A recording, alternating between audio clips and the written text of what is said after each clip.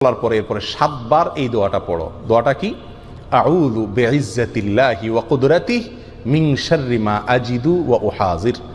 আউযু বিইজ্জাতিল্লাহি ওয়া কুদরাতিহি মিন শাররি মা আজিদু ওয়া উহাযির। এই দোয়াটা 7 বার পড়ো, ইনশাআল্লাহ তোমার ব্যথা দূর হয়ে যাবে।